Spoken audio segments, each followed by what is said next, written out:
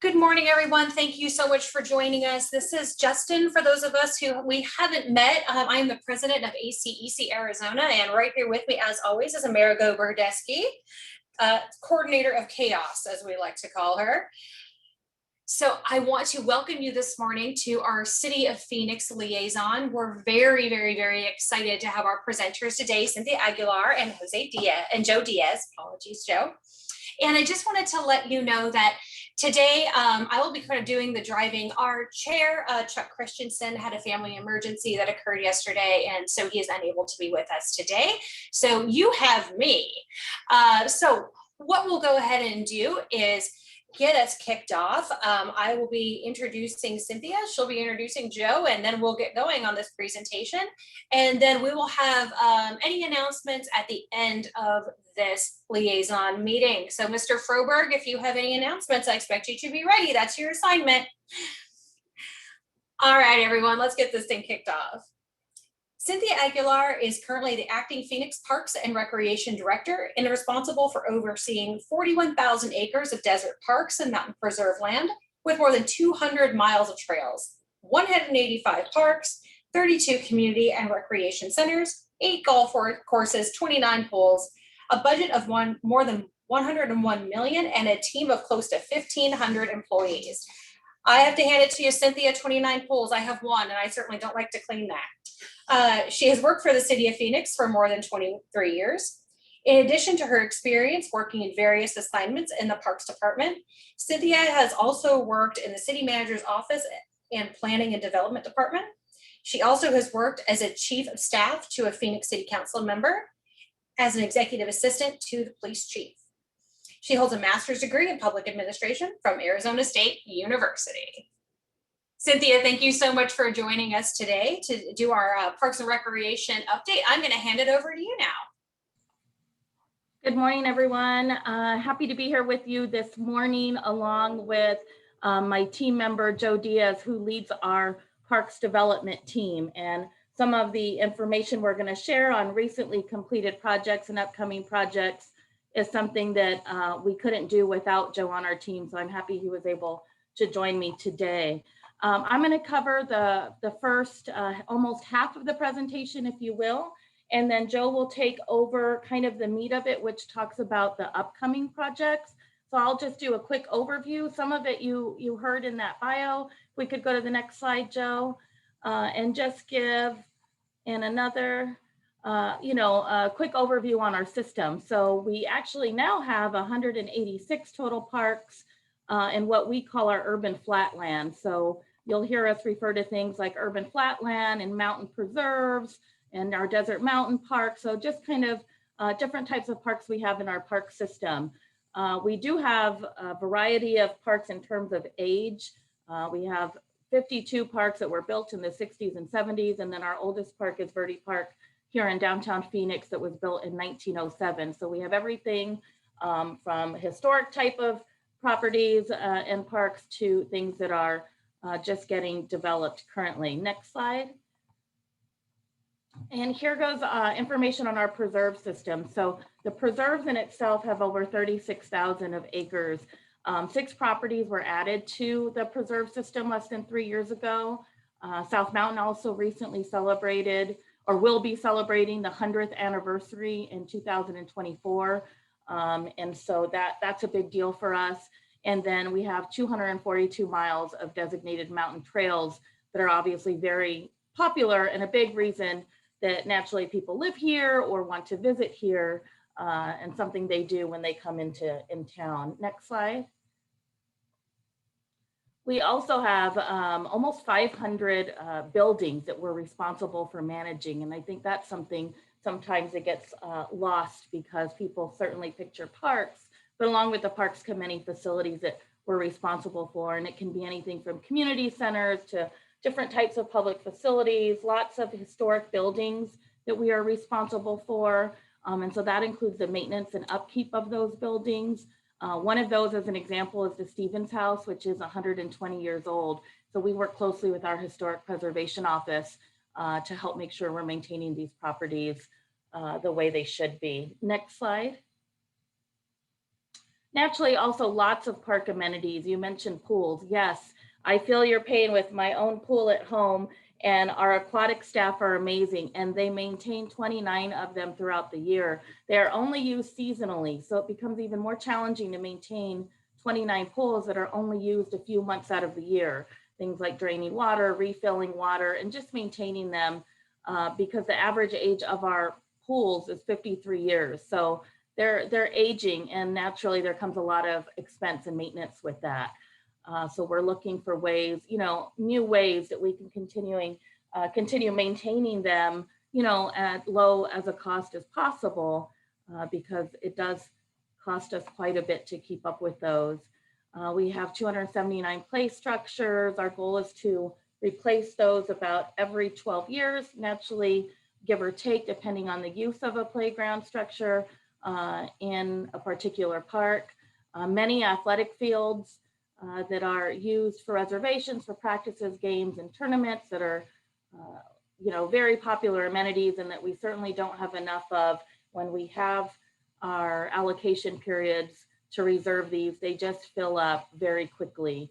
And then with that goes lighting, and a lot of the lighting that goes with these fields. We have many fields that don't have lights that we wish we could have lighting for as well. Next slide. And then this is just a quick overview of recently completed projects. Margaret T. Hance Park is a big, undertaking for us that we, along with the community, have been working on for many, many years. And it was nice to see the first phase take place. And that was the play structure that you see in this photo that was a result of a sponsorship by the Fiesta Bowl. And we continued as a city to also make other improvements around that made sense, that were part of the master plan as well. So this project is a $100 million park revitalization project that's currently underway. And we have partner groups that are helping fundraise for a lot of these improvements. The play structure itself was completed in December. And I can say personally, from taking my family there, it has definitely transformed the park in a good way. Next slide. Pinnacle Park is another recent one where we recently completed 2 full-size soccer fields. There was already an existing dog park, but it's nice to see some additional amenities that have come in. It's a beautiful area. It's close to our Reach 11 sports complex and close to many other amenities out in the area. Next slide. Dean Hills Phase 3 was another project that we recently celebrated a ribbon cutting for. It's near 51st Avenue and Happy Valley Road. 2 pickleball courts went in, some really nice ramadas and picnic tables. Again, this was an existing park, and this was Phase 3 amenities that were scheduled to go in. It's close to a trail system at Dean Hills as well. And my understanding is that these pickleball courts are heavily used already every day out there. Next slide. Longview Park is another one where we were able to put in a brand new playground structure with some new LED lighting, some ramada, some exercise equipment, and naturally landscape and irrigation that goes along with that. And so this was another project we're excited for that really helps transform a neighborhood and gives them a space to go and enjoy now. There was no playground here previously. Next slide. Yunya Park, this is one of our mini parks. And I believe our mini parks are less than an acre, Joe, is that right? Yes, he's nodding. So our mini parks are less than an acre, so they're really small in size, but as you can imagine, in communities that may not have much open space, these mini parks are very big deal to them. And so you can see the before, and it was just kind of concrete court and an old swing set. And so now you can see on the right and on the photo below, the new equipment that went in. And when we were out there, it was super heavily used, and it was really nice to see. Next slide. And I'm going to go ahead and turn it over to Joe, who's going to talk about some of the exciting projects we have coming up now. Joe, thank you. All right, good morning. Thank you everyone for letting me be here with you this morning. As Cynthia mentioned, I'm the principal landscape architect for the Parks and Recreation Department. I manage the Parks Development team, and we typically manage in the range of 90 projects a year. We typically have about 45 active at a time. And some of the upcoming projects that we have in our flatland parks include Little Canyon Park, which is over on 27th Street in Missouri. It's adjacent to Grand Canyon University. And we've just completed the master plan process with the community. And some of the things that they're interested in installing there is some themed playground, new ramadas, shade trees, irrigation improvements. And one of the great things that they really want to incorporate into this park is a community history walk. So we're excited about that and excited to work with the community to gather some of that information, because that's going to be a major focal point of this project. We're looking to start construction sometime this fall. We're trying to get a designer on board right now. And so hopefully we can start construction this fall and complete it sometime next spring. We have Pierce Park and Roadrunner Park. Both are going to be looking at needing some design work this fall. Both have been allocated funds for next fiscal year. We are starting the community process now. We're working with the Northeast Division to talk to them about these two projects. And so hopefully we'll have all the master plan process complete and we'll be able to start in construction drawings this fall. West Plaza Park over on 43rd Avenue and Maryland Road.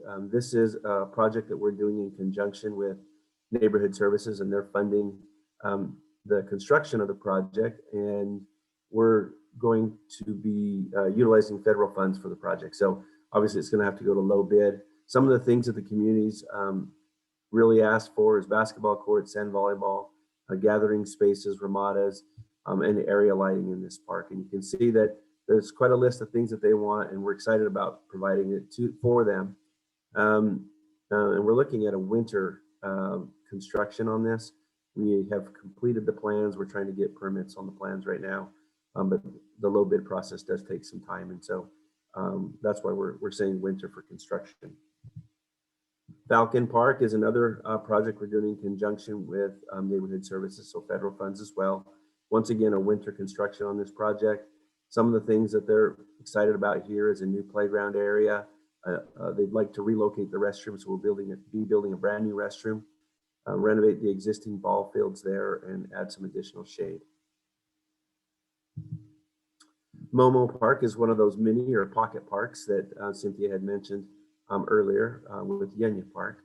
And these parks are very important. As she mentioned, they're very small, typically anywhere between 0.2 acres to about 2 acres in size. So extremely small. This one here happens to be 0.35.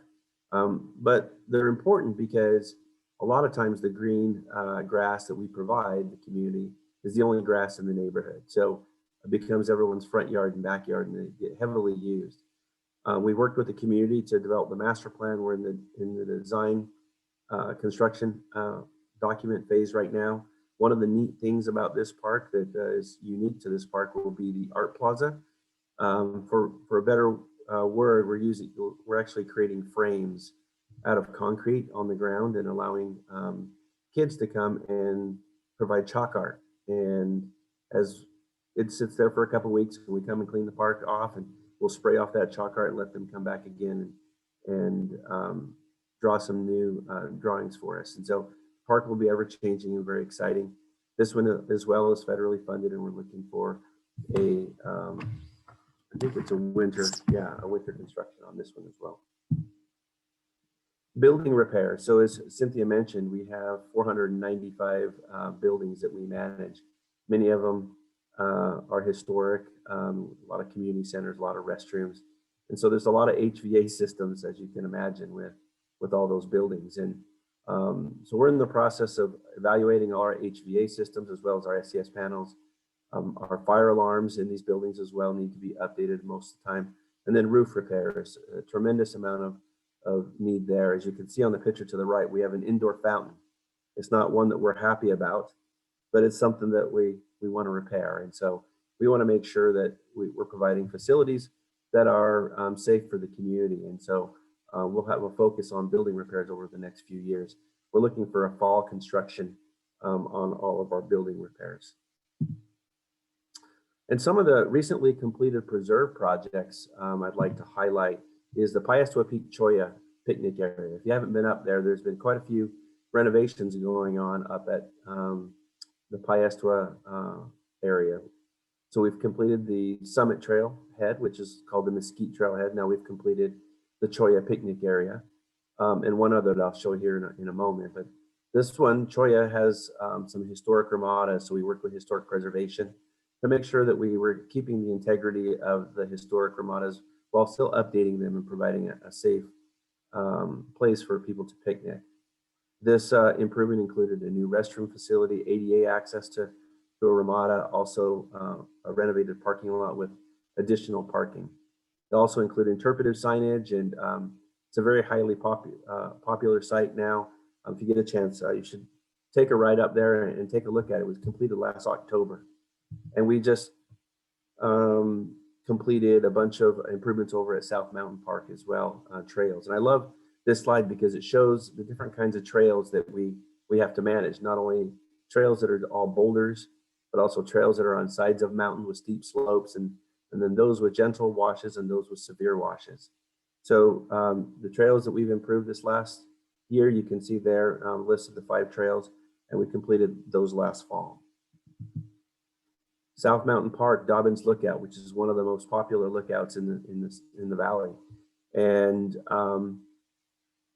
it has the historic CCC Ramada that was built back in the 30s, and the roof on this facility was caving in. So we worked with historic preservation to renovate that facility, as well as add a new shade ramada and renovate the parking lot. One of the great things about this improvement was the ADA improvement that we did up there. Previously, there was no ADA access to anything. We were able to create a shade area that was ADA access, as well as the photo on the right, which is a view area for those with disabilities that can go out and enjoy the views just like everyone else. Then Piestewa Peak Phase 3 Saguaro picnic area was recently completed just here at the beginning of March. It included a remodel renovations, new restroom facility, parking improvements, and then trail connections to the existing trails.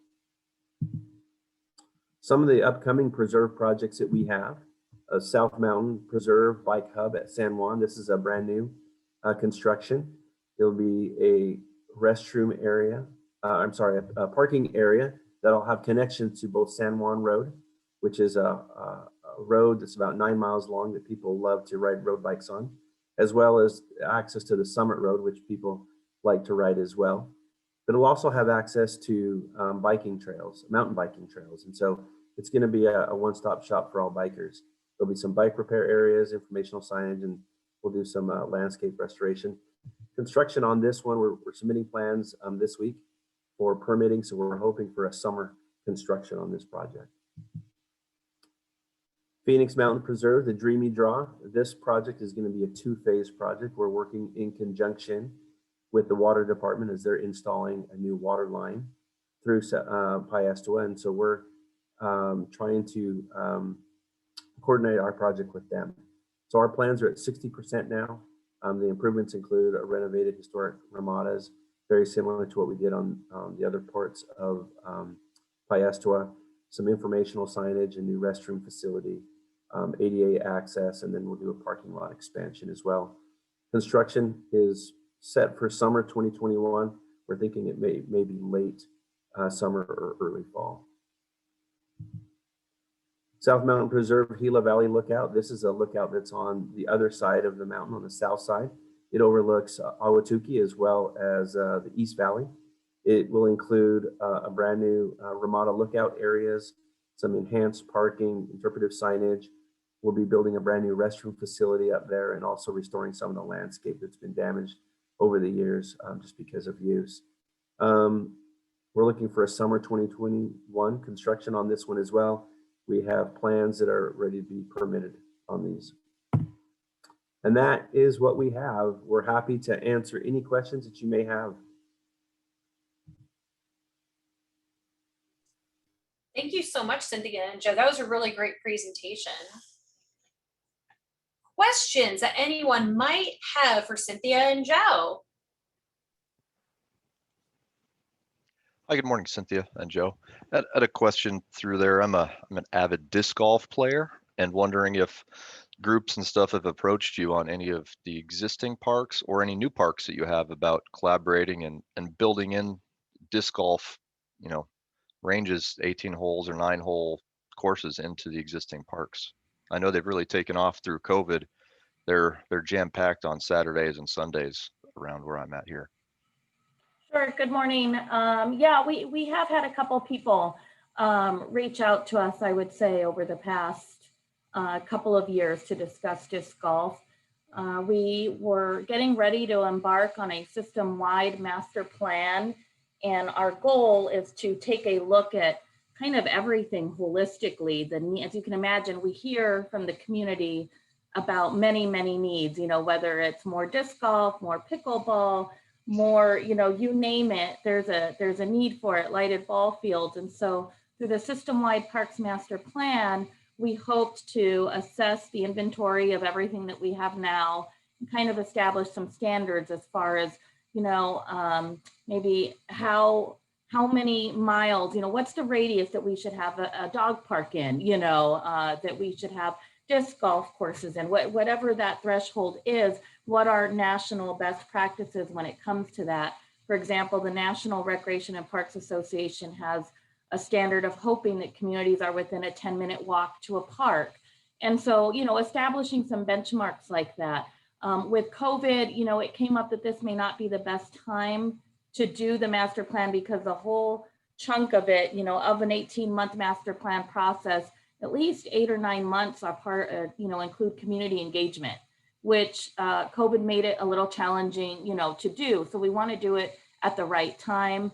So that's when we're looking at more amenities such as disc golf and everything else holistically versus kind of one-offing it. But we know there's a need there. We've heard from folks. We've got a list, a contact list of people that have reached out to us. And so we hope to do that through the Parks Master Plan. We've looked at parks like Steel Indian School Park and, you know, and some others. So if you want to chat offline, I can give you a little more detail than that if that's helpful. But it's on our radar, certainly. Great, thanks. All right, you heard it here. Disc golf up for debate. Any other questions for Joe and Cynthia?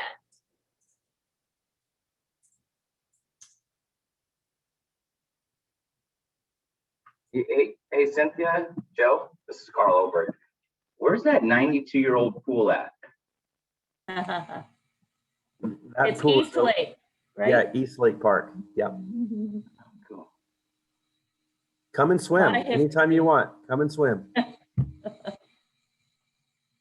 I think that's a testament to how good our maintenance, our aquatics maintenance team is, you know, to keep up with a pool that is that old is certainly very difficult. But there's a lot of history at East Lake, which is very cool. Thank you for asking that question, Carl. I know I was wondering myself when I saw a 92-year-old pool. That's incredible. I guess I had another follow-up real quick if possible. So the master plan that's being worked on and stuff, is there a website people citizens can go and type in information to that we might be able to share around to provide feedback? Sure, Scott, when we officially launch it, there will be all of that. We have not launched it at this point. We did get approval to work on that, and then we were kind of asked to just temporarily pause it. So we're working through the timing. When is going to be the right time? Because essentially, as soon as we launch that, the community engagement process kicks off. So we just want to do it at a time when it's a little easier to bring people together in a variety of formats, because again, the engagement, successful engagement is going to be a key to that. And only having the ability to really do a lot of that virtually right now is a bit challenging. But as soon as we are ready to do that, we can make a note to send this group, you know, information on that. Or we meet monthly, the Parks and Recreation Board meets monthly. And so we can also get you signed up for that to see when it comes on the agenda as well. All right, guys, got a couple questions here in the chat. What is the timeline for the Dreamy Draw pathway to be closed down? It is a major thoroughfare for cyclists. Thanks. Cynthia, I can take that one. So we're working with our water department right now. We're still tentatively saying beginning of summer. We haven't quite established an actual date of when we're going to be moving forward with that project, only because of the COVID situation and contractors and their timelines have changed just because of COVID. So, but as we have that information, we're trying to get that information out to the public to make sure that they're aware of the project and the timeline. Thank you so much. I do have another question here. Will the focus for parks development over the next few years be on existing park renovations or new facilities, or a mix of both? Sure, I'll try, and Joe, if you want to jump in, please do. I think it's both. It's always both. Usually it's a combination. We certainly want to make sure we're trying to balance that. Right now, I'd say it leans more towards improving what we have versus always being able to build new. But one example is, all these projects that we've shown you are pretty much improvements to existing facilities or parks that are in our inventory. We have a brand new community center being built in Levine, a multi-generational type of large community center. We don't get to do that very often. I think the last time we did one was Pecos and Ahwatukee, which was more than a dozen years ago or so. So I'd say we lean more towards improving what we have right now, but new things are always coming online as well. Yeah, and I would add to that our focus is really to take a look at everything and make sure that we're providing service everywhere we can and where community needs the service. We have the largest park system in the nation. If you include all of our parks and all our preserves, we have the largest park system in the nation. And with that, there's a lot of maintenance that's associated with these facilities. And so as we move forward, we have to balance both. We have funds to build things, and that's easy, but the ongoing maintenance cost is where it really gets difficult for us.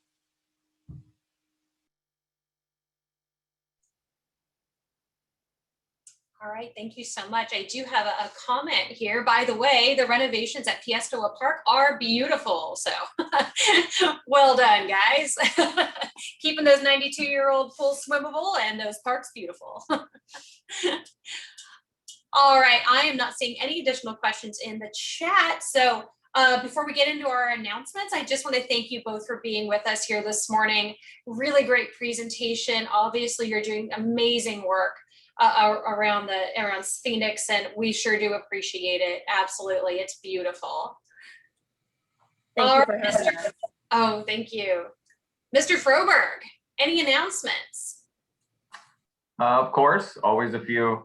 Also wanted to thank Cynthia and Joe for coming today. I will say that Parks always has the best photos, and they have in their presentations. Taking pictures of water lines isn't as cool as taking pictures of parks and play areas and those types of things. So thank you guys for coming today. It's very, very good presentation. So speaking of water, first thing right out the gate, I wanted to thank ACEC for their support of the water rate or the water revenue increase that recently the Water Services Department we were working on. You guys did provide us your letter of support, was very helpful, and I suspect that after the request at our previous meeting to go do the survey, I'm guessing many of you did fill out the survey. So just the update on that. So a couple of weeks ago, we did go to council with that water revenue increase, and they did pass that on a 6-3 vote. So the Water Services Department, specifically on the water side, will have the revenue needed to continue with the CIP program, which I know is good news for everyone on this call. It was definitely good news for me as we were kind of going through the process. So again, very much appreciated all of your support through that. Another update on the water services side. So you may have heard on Friday, the city manager announced their selection for the water services director. So Troy Hayes will be the new water services director effective this coming Monday, so April 5th. So like it or not, everyone, and I know that Brianna did a great job as interim city engineer, but like it or not, I'll be coming back to the city engineer's office. So you'll have to start working with me again. But you know, working in water was a great opportunity, but I'm looking forward to coming back and getting back into the swing of the city engineer's role. A few things from city engineer that I happen, or that the city is working on from the project side, is the TSMC, and I can't recall if we talked about this at the last meeting or not, but that's occupying a lot of our bandwidth right now and making sure that we are delivering that infrastructure. It's in Biscuit Flats, so very northwest Phoenix, Loop 303 and I-17 basically. Working on, we have 3 different design teams right now working on those. We have Wilson, Carollo, Wilson and Carollo working on the water and wastewater. We have Kimley Horn and RPA, Riddick Powell, working on the streets. And then with those, there are 5 different CMARs working on that. So it's a really big project, really important for us from the economic development side. We have a deadline of April of 22. So yes, 1 year to deliver all of that water and wastewater infrastructure and make sure all the streets and street lights and signals and all of those things get in. So not just designed, but installed. So a lot of work between now and then. So it's keeping some of the streets and a lot of the water wastewater folks busy. On the RFQ side, and I know I'll hand it over here to Sam here for a minute. She's got a big one kind of coming out on the street side, but just from the water perspective, because I get the questions a lot about, you know, what's coming up on the water side or on the wastewater side. And right now, because of the uncertainty of where the water rates were, you know, whether they would pass or not, and how that would impact the CIP and those types of things. So the CIP is still true. And, you know, when you go in and you see the different water main replacements or the large or small diameter rehab on the wastewater side, those projects are still there. The timing has just got kind of messed up a little bit because we didn't want to keep pushing forward with things without knowing that the rates were coming through. So we kind of paused, we kind of slowed down a little bit, and then it takes a while to kind of get this machine churning again. So the next rate does come in, scheduled to start in October of this year. So, you know, we've got this summer to kind of really start getting it ramped back up to get design and get design going, which would then, you know, facilitate construction of those projects. So water, wastewater, if you haven't seen anything for a while, it was intentional in that we were waiting to see the outcome of the rate increase. But with that, and I will turn it over to Sam and she can talk about a project, and then we can I'll open it up for any questions. So Sam. Thank you, Eric. Good morning, everyone. My name is Samantha Ansman. I'm a contract specialist in the city engineer's office. I primarily work on aviation projects, but I have worked on quite a few park projects. We do have one project that's coming up for advertisement. It's a joint project with public transit and street transportation. It's for the Transportation 2050 Program Management Consultant. That will be advertising next week on Thursday the 8th. We have a pre-submittal coming up on April 20th, and SOQs will be due on 4/30. We're looking for a consultant to provide oversight for the Transportation 2050 program. And contract services will be on an as-needed basis for public transit and street transportation, and they anticipate the contract term to be about 5 years. So that's exciting. Yeah, excellent. Big project coming out. Thanks for that update, Sam. So we can turn it back over to you, Justin, see if there's any questions for us. Sure thing. Any questions for Eric and Sam?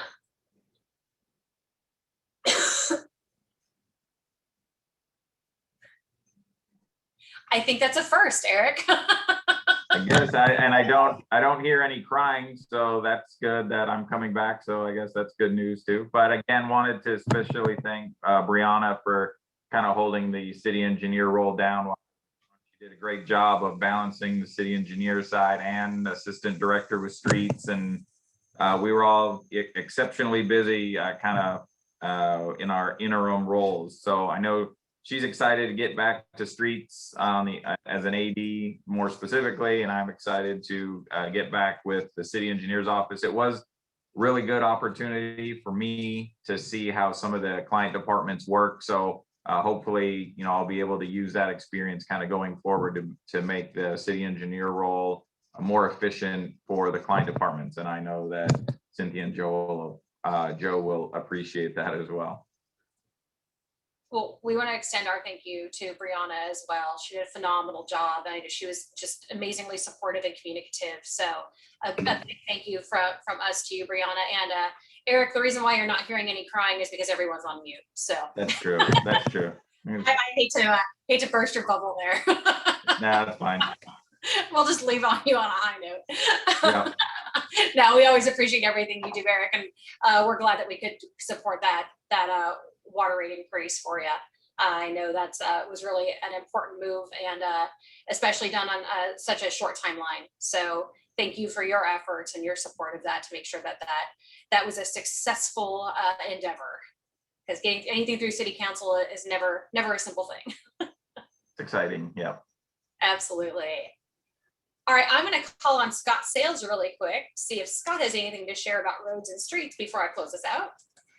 Yes, no, perfect. We are looking at a April 1st deadline to get any last straggling proposals for presentations to be submitted through the ACEC website. Well, through the CVent system, but the link is on the ACEC website. So we have basically another day, 2 days to get all that stuff in. And so if anybody has any questions on getting that information entered, of course, you can always talk to me or Justin or Amerigo here in the last 2 days. And so then after that, we will be whittling it down to a manageable number for the conference.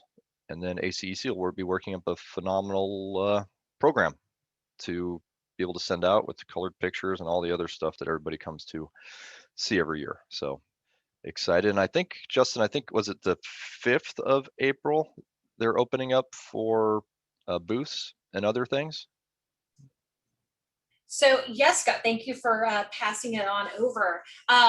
So just to say that you guys make it smart, we make it pretty. That's how those presentations work. And I just wanted to give you an update that we are just shy of 60 submissions. So we're going to have a lot of great content to choose from, and it will definitely not be easy. Very high quality presentation. So I hope you guys are looking forward to that. I do want to say that we are back in person. So we're super excited about that.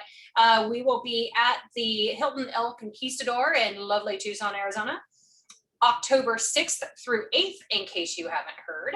And yes, Scott is 100% right. Next Monday on April 5th, we will be opening up our booth sales. On Monday, April 19th, we'll be opening up sponsorships. And on Monday, May 3rd, we'll be opening up general registration. So all of those things are coming at you very, very soon. So please mark your calendars for on those dates, and also for our Roads and Streets conference, again, back in person at the El Conquistador, October 6th through 8th. All right, everyone. Well, that certainly does it for me. Thank you again to Cynthia and Joe for that great presentation. Eric's 100% right. You guys do have the best pictures and some really great content to share. So we always look forward to having you, and I hope you'll be joining us back here in the future. All right, guys. Thank you so much. Appreciate it. I do want to let you know that the City of Phoenix meeting for May will be suspended, or April, I'm sorry. We will not be having a meeting in April, but we will be having one in May. So they're going to take a little break, and we'll be really happy to see them right back here in the month of May. All right, guys, have a great day. Have a great week. Take care, and we will see you back here soon.